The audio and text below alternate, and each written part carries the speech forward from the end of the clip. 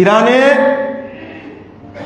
খমিনিকে আল্লাহ ধ্বংস করেছে আমেরিকা দ্বারা, ইসরায়েল দ্বারা। আমি খমিনির বিরুদ্ধে অবস্থান করেছি।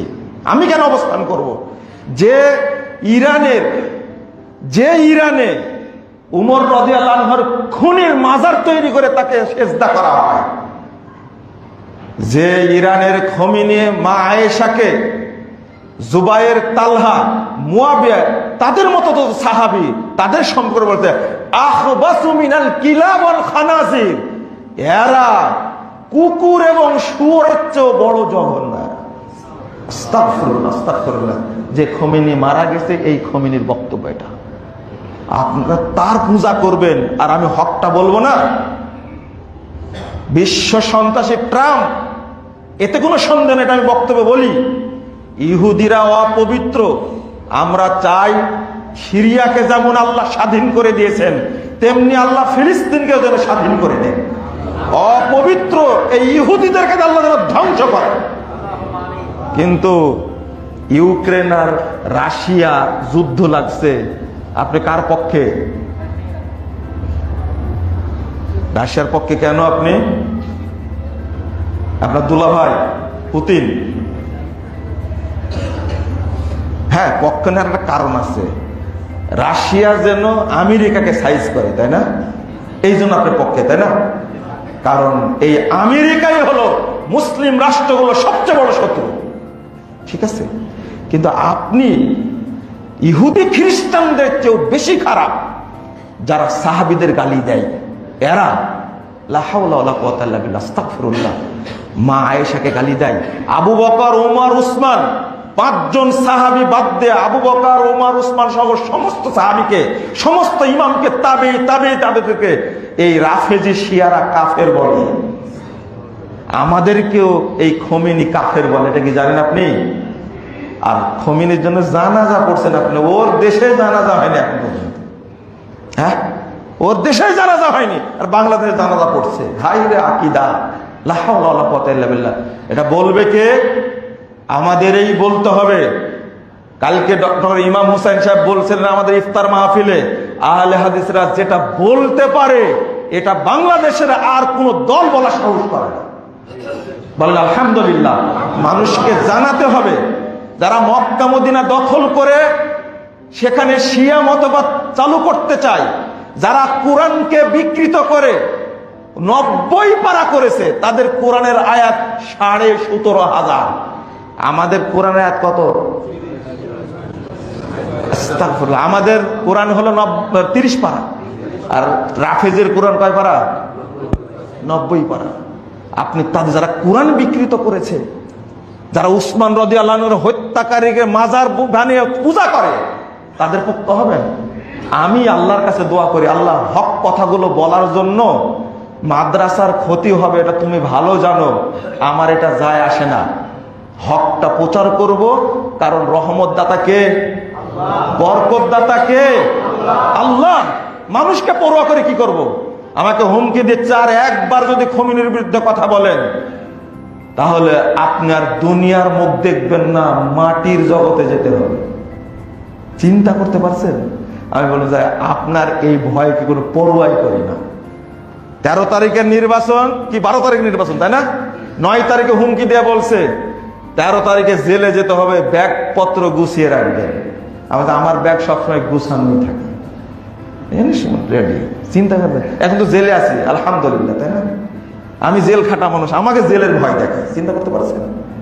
হাজারো আলেম আছে, ওলামা আছে, কেউ ভয় পায় না। আমি একটা কথা বললেই সমস্যা। বলছিলাম যাকাত সংক্রান্ত, আমাকে মাফ করবেন, মাঝখানে চলে গেছি অন্য টপিকে। ভয় দেখাই তাই, আমরা ভয় করি না। ভয় করি একমাত্র কাকে? আল্লাহ। হেফাজতের মালিক কে? মৃত্যু দেন কে? জীবিত রাখেন কে? আমাকে ভয় দেখান, মেরে ফেলে দেবেন, মাটির নিচে যেতে হবে। আলহামদুলিল্লাহ, যেদিন আল্লাহ কবুল করবেন সেদিন মাটির নিচে যাবে, এতে কোনো সন্দেহ নাই ইনশাআল্লাহ। ওই জন্য প্রস্তুত আছি। উপমহাদেশে হক কথা বলার কারণে হাজারো আলেমকে হত্যা করা হয়েছে, হাজারো আলেমকে ফাঁসিতে ঝোলানো হয়েছে, আর আপনার কারণে ভয়ে কথা বলবো? হতেই পারে না। যাকাত দিবেন হিসাব করে, কাউকে ফাঁকি দিবেন না। হুজুর ফতোয়া দিচ্ছে ব্যাংকে টাকা আছে 10 লাখ টাকা, আরে জাকাত তো একবার দিছেন, একবার জমানো টাকা জাকাত দেওয়া থাকলে আর দেওয়া লাগে না। এই হুজুরকে কি করা দেবেন বলেন তো দেখি, বুঝেন না মনে আপনার, তাই না? একবার জমানো টাকার জাকাত আর দেওয়া লাগে না, প্রতি বছর তাহলে এদা হালা আলাইহিল হাউল, যখনই 1 বছর হবে তখনও জাকাত দিতে হবে, তাই না? চিন্তা করেন, জাকাত দিবে না, এটা ফতোয়া দিয়েছে। আর একটা হলো ব্যবহৃত অলংকারে জাকাত দেওয়া লাগে না, আর এক ফতোয়া মেরে দিয়েছে মনে। এটা ইসলামী অর্থনীতিকে ধ্বংস করার পরিকল্পনার একটা। ব্যবহৃত অলংকার রাশি ভরি থাকলেও জাকাত দিতে হবে। বলছে যে সম্পদের, যে জমি ট্যাক্স দেওয়া লাগে, ওই জমি কি লাগে না, পশুর দেওয়া লাগে না। এই মিথ্যা কথার কারণে বাংলাদেশের হাজার কোটি লক্ষ মানুষ অসুর বের করে না। আল্লাহ বলছেন ওয়াতু হাক্কা হইয়া ওমা হাসাদি, যেদিন কাটবে সেদিন জাকাত দিয়ে দাও। অথচ জাল হাদিসটা নিয়ে এসে বলছে জাকাত দেওয়া লাগবে না। একজন ব্যক্তির 1000, 2000, 3000 মুঠ ধান হয়েছে, ও কি জাকাত দিয়ে অসুর বের করবে না? করবে না? অসুর বের করবে। অথচ ফতোয়া দিয়েছে হুজুররা অসুর বের করা লাগে না। এইভাবে ইসলামী অর্থনীতিকে শেষ করে দিয়েছে। আল্লাহ যেন আমাদেরকে হেফাজত করেন, বলুন আমিন। আল্লাহ যেন জাকাতের মাসালা বুঝার তৌফিক দান করেন। বন্ধুরা আমার, আমি আপনাদের একটু কষ্ট দিলাম, আমাকে আপনারা নিজের পক্ষ থেকে ক্ষমা করে দিবেন। মূলত রমাজান মাস, এই মাসটা একটু আলোচনারও মাস, মানুষকে জানানোরও মাস, এই জন্য কষ্ট দিলাম, আমাকে ক্ষমা করে দিবেন। আল্লাহর কাছে দোয়া করি, আল্লাহ তুমি আমাদেরকে সঠিক বুঝ দান করো, আমিন। আল্লাহ তুমি আমাদের সমস্ত পাপকে ক্ষমা করে দাও। আমাদের আমুলনামায় আল্লাহ যেন কোনো পাপ না থাকে, সব পাপ মুছে দাও, আমিন ইয়া রাব্বাল আলামিন। আল্লাহ তুমি আমাদের সকলকে জান্নাতুল ফেরদাউসের মেহমান হিসাবে কবুল করে নাও, আমিন ইয়া রাব্বাল আলামিন। বারাকাল্লাহু ফিকুম ওয়া জাযাকুমুল্লাহ খাইরান।